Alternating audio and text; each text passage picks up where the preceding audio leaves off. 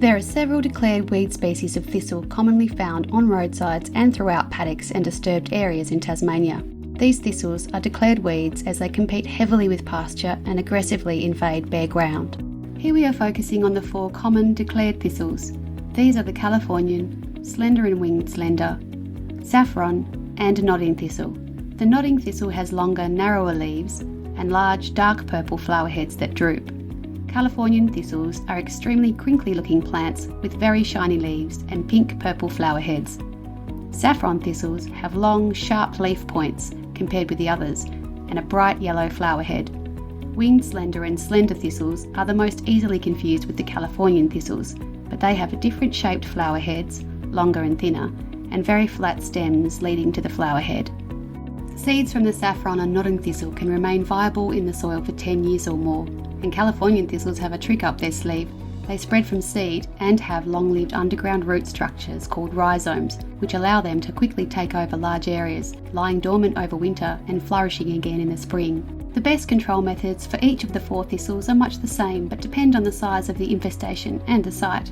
Thistle leaves can be very spiky, so wear protective clothing and sturdy gloves when working with this plant. Hand pulling seedlings is possible for small infestations, however it can be difficult to ensure that all of the root material has been removed. When hand pulling, be sure to dig thoroughly around the base of the stem with a trowel, then tease out the roots gently without snapping them off.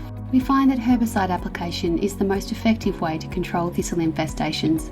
Before using any herbicides, please refer to the safety information on the label. The best time to spray is when flower buds are present. The plant will draw the chemical down through the flower head and into the roots.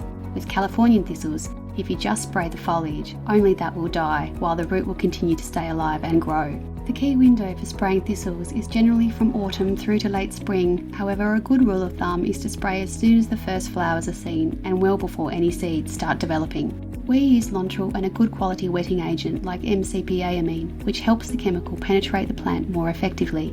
If you are working near a waterway, please use a bioactive glyphosate product. We use either Roundup Bioactive or Weedmaster Duo. Both contain a wetting agent that will improve uptake of the herbicide through the leaves. Unfortunately, glyphosate is non-selective, which means it will kill grasses. In turn, this can create more bare ground, so cultivation or revegetation is recommended to provide competition to reduce further thistle establishment. Follow-up spraying over the next coming year will be needed to ensure all plants are found and treated, particularly for scattered and sparse infestations. Remember, thistles will aggressively invade patches of bare ground, so revegetating an area with native plants or cultivating with vigorous pasture or crops can be an effective step in controlling large and well-established infestations. As always, follow-up and maintenance will be essential for successfully controlling thistles. As there are so many seeds and root fragments that can remain viable in the soil, seedlings are likely to reappear in the first few years. Repeated efforts that combine revegetation and follow-up spraying will help to reduce the size of infestations over time.